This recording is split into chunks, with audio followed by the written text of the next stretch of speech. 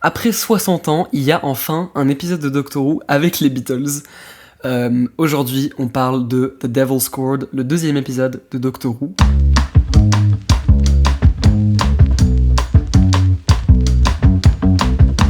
The Devil's Chord, donc l'épisode 2 de la saison 1 de Doctor Who, l'épisode dans les années 60 avec les Beatles. Je me suis dit genre mais pourquoi ils ont pas fait un épisode avec les Beatles beaucoup plus tôt? Mais en fait c'est des problèmes de droit. Je crois que les droits pour licencier... Non, c'est pas le bon verbe. Les droits pour avoir la musique des Beatles, c'est un chiffre absurde. Je sais plus ce que c'est, mais tu m'étonnes qu'il n'y ait pas eu plus tôt. Du coup, il y a un épisode avec les Beatles, mais sans la musique des Beatles, et c'est ça le concept de l'épisode en fait. J'avais vu des interviews de Russell T Davies où il disait genre comment est-ce qu'on fait un épisode des Beatles sans avoir la musique des Beatles ou sans juste payer hyper cher. Et du coup, c'est ça le principe de l'épisode, et franchement ça marche hyper bien, c'est très intelligent. Qu'est-ce que j'ai pensé de cet épisode déjà? Franchement, il y a un gros step-up. Comparé à l'épisode 1, Space Babies, qui est genre sympa, mais comme début de saison, pas si ouf que ça. Là, cet épisode de Devil's Chord, alors j'ai pas tout aimé, mais putain, c'était un gros step-up. Et arrivé à la fin de l'épisode, je me suis dit, waouh, ils sont vraiment en train de faire des trucs très nouveaux avec Doctor Who. Genre, en 60 ans, il y a jamais eu un épisode de Doctor Who comme celui-ci. Et ça m'a vraiment donné beaucoup d'espoir pour la saison, que j'avais pas perdu avec l'épisode 1 en vrai. Mais là, je suis là genre, ok, ils prennent des risques, ils font des trucs vraiment nouveaux et vraiment cool.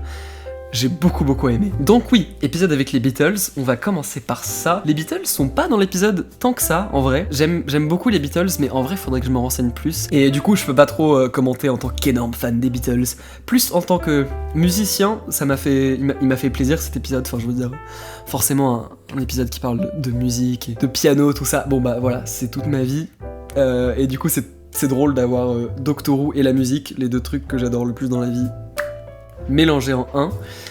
Mais ouais, les Beatles étaient sympas dans l'épisode, mais étaient à peine dans l'épisode en vrai. Ce qui est peut-être un peu décevant étant donné que c'est quand même l'épisode des Beatles. Mais il n'empêche que leur apparition était très cool. La scène où le Docteur et Ruby arrivent dans le studio, c'est alors putain, on va les écouter jouer, et là, ils se mettent à jouer un truc éclaté au sol. C'était très drôle, cette séquence était très drôle.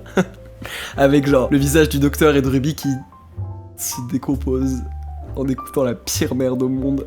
C'était très drôle. J'ai beaucoup rigolé pendant ces parties. Autant le premier épisode m'a pas tant fait rire que ça, autant là, dans cet épisode, il y a des trucs que j'ai trouvé plutôt drôles. Et donc, ils arrivent dans les années 60, sauf qu'il y a quelque chose de bizarre qui se passe avec la musique. Il y a des chansons qui sont en train d'être volées, et la musique des Beatles n'existe plus. Et les Beatles sont là, ils enregistrent à Abbey Road Studios, mais c'est éclaté au sol, et c'est pas les chansons telles qu'on les connaît. Donc qu'est-ce qui se passe ?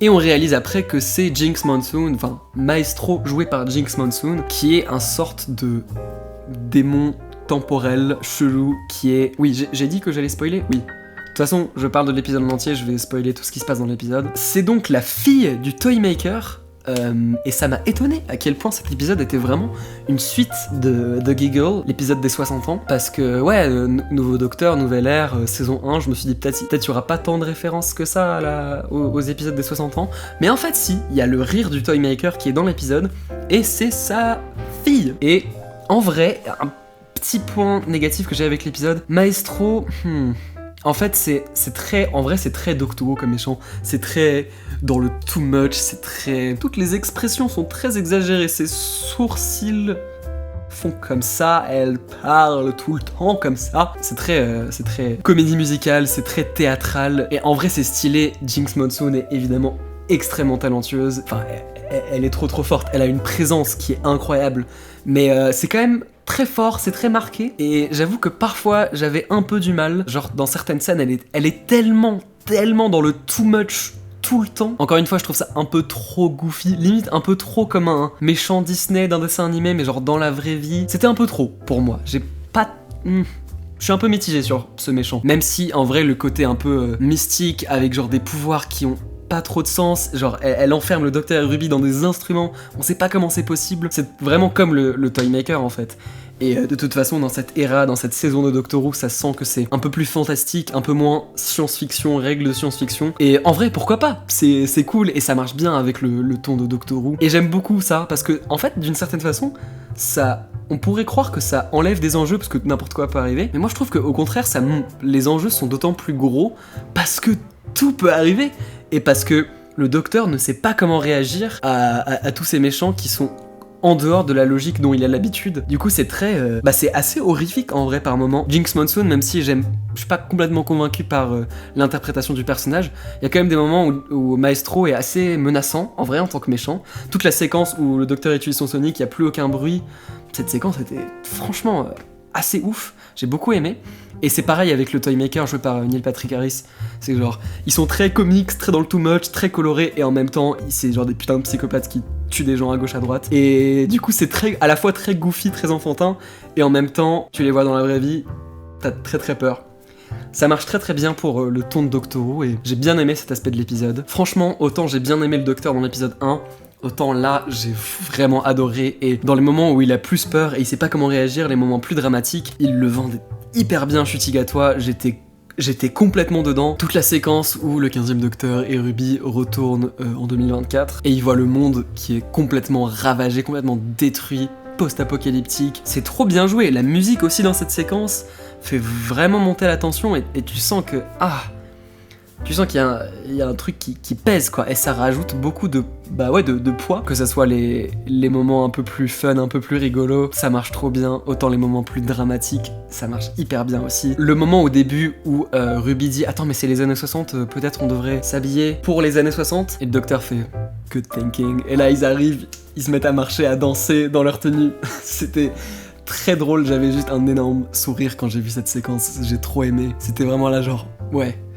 Y a aucun doute, c'est le docteur. C'est que le 3e épisode avec eux, je les aime trop. Vraiment, c'était le gros point positif de l'épisode. Et l'épisode se termine sur un putain de numéro musical. J'avais un peu peur, en vrai, pour cette séquence, parce que j'ai vu dans la bande-annonce le docteur qui est sur scène, qui se met à chanter, et je suis là genre, ok, ça peut être un peu musical. En vrai, dans Church on Ruby Road, j'ai trouvé ça en vrai assez cool, même si c'était très étonnant. Juste, j'ai pas envie que le docteur se mette à chanter dans tous les épisodes. Doctor Who, c'est cool s'ils font ça de temps en temps, mais Doctor Who, c'est pas une comédie musicale, genre, c'est cool, mais avec modération. Mais en vrai, là, la séquence de fin, c'était cool. J'ai vu pas mal d'opinions négatives, genre Russell T Davies. Arrête d'écrire des chansons. Après, faudrait que je le réécoute parce que je l'ai que vu une fois quand j'ai vu l'épisode, et avec tous les visuels où il se passait tellement de choses, j'étais juste très impressionné par ce qui se passait en fait. En vrai, à première écoute, j'ai trouvé ça assez sympa, la chanson était assez sympa aussi. Et ouais, la fin de l'épisode, c'était très gris, c'était très La La Land un peu, enfin c'était toutes les grosses comédies musicales comme ça, et c'était... moi franchement j'ai trop aimé, c'était hyper impressionnant, toute la chorégraphie. En fait il y a grave un côté fantastique, pas trop explicable, juste il se passe des trucs un peu magiques, genre tout le monde se met à chanter et à danser. Et pourquoi pas, c'est Doctor Who, c'est pas... Faut pas prendre trop ça au sérieux non plus, enfin... Un peu, et en même temps, voilà, c'est Doctor Who quoi, ça se prend pas toujours de ouf au sérieux, et c'est ça qui est cool en vrai. Oui il y a des enjeux, oui c'est dramatique, mais... pourquoi pas faire un épisode où ils rencontrent les Beatles et ils font un numéro de comédie musicale. Je veux dire, c'était très très divertissant et très fun. Donc ouais, je pense que ça va être tout ce que je vais dire sur cet épisode. Salut, c'est Seb du montage. Alors, il y a quelques trucs dont j'ai pas parlé, dont j'aurais dû parler, donc je vais juste passer dessus très vite. Le générique au début avec Jinx Monsoon, enfin avec Maestro qui joue le début de l'intro au piano et ensuite ça fait la transition avec le générique, c'était trop stylé, j'ai trop aimé ce petit détail, c'était trop cool. Très très méta. Non seulement ils ont mis cette intro avec le piano, mais même le générique en général a été grave amélioré. Dans les épisodes des 60 ans, le générique je le trouve trop stylé, mais le texte arrive de façon très 2D, très plate, ça fait très juste fond vert PNG, un peu moche. Et là, ils ont refait le logo, il est tout neuf, il est en 3D, il est beau. Et il y a un nouveau plan du TARDIS un peu plus grand, où on voit plus de l'espace. Et ouais, maintenant je trouve que le générique est nickel. Et promis, dernier truc que je vais dire avant de terminer la vidéo, le TARDIS. Alors, c'est pas nouveau, enfin je veux dire, ça fait depuis novembre, ça fait depuis The Star Beast qu'on a vu ce nouveau TARDIS. Mais là, dans ces 2 épisodes, je me suis vraiment fait la réflexion, genre...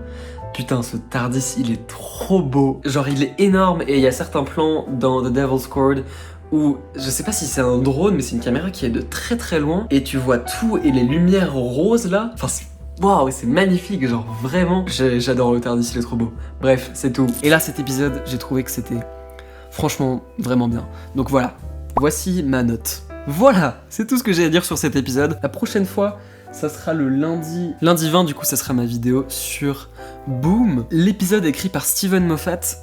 J'ai trop hâte de voir un épisode de Steven Moffat. On se retrouve donc lundi pour la suite. Je vous dis à très vite.